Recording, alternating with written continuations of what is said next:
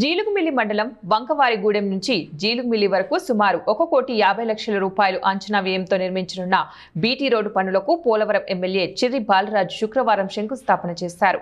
ఈ సందర్భంగా స్థానిక ప్రజలు, నాయకులు పెద్ద సంఖ్యలో పాల్గొని కార్యక్రమాన్ని విజయవంతం చేశారు.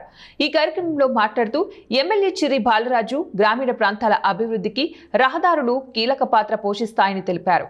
ఈ బీటీ రోడ్డు నిర్మాణం పూర్తయితే వంకవారిగూడెం నుంచి జీలుగుమిల్లి వరకు ప్రజలకు మెరుగైన రవాణా సౌకర్యం అందుబాటులోకి వస్తోందని చెప్పారు. ఈరోజు జీలుగుమిల్లి మండలం వంకవారిగూడెం నుంచి జీలుగుమిల్లి వరకు 1,50,00,000 రూపాయలతో నూతన రోడ్డుని శాంక్షన్ చేయడం జరిగింది. దీనికి సంబంధించి ఈరోజు మా నాయకులతో లోకల్గా ఉన్నటువంటి సర్పంచ్ గారితో ఈరోజు ప్రారంభించడం జరిగింది. ఇంకొక 2 నెలల్లో ఈ రోడ్డు మొత్తం కూడా కంప్లీట్గా చేసి ప్రజలు ఎవరు కూడా ఇబ్బంది కలుక్కోకుండా చేసేటువంటి బాధ్యత తీసుకుంటున్నాం.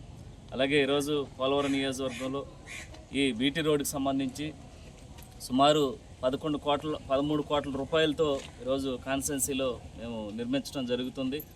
బరింకలపాడు నుంచి రాచనగూడెం వరకు, అలాగే బరింకలపాడు నుంచి ఇటు దర్భగూడెం వరకు, అలాగే జీలుగుమిల్లి నుంచి టీ నరసాపురం వరకు ఇలాగా ప్రతి ఒక్క రోడ్లు కూడా కాన్స్టిట్యున్సీలో ఎక్కడ కూడా ఇబ్బంది కలగకోకుండా 30-40 ఏళ్ల బట్టి ఈ రోడ్లని అతలాకుతలం చేసేసి చీకటిమయం చేసినటువంటి గత ప్రభుత్వాలు ఈరోజు సంవత్సరంన్నర కాలంలో మనం సుమారు 100 కోట్ల రూపాయలు మన కాన్స్టిట్యున్సీకి తీసుకురావడం జరిగింది. అలాగే ఈ ఏదైతే రోడ్ల గురించి ఎప్పుడు సమస్య గురించి చెప్పినా సరే ముఖ్యమంత్రి వర్యులు అలాగే ఉప ముఖ్యమంత్రి వర్యులు తక్షణమే స్పందించి మనకి ఈ రోడ్లను శాంక్షన్ చేయడం జరుగుతుంది. ముందుగా మన పోలవరం నియోజకవర్గం తరఫున వారికి హృదయపూర్వక కృతజ్ఞతలు, ధన్యవాదాలు తెలియజేస్తున్నాం.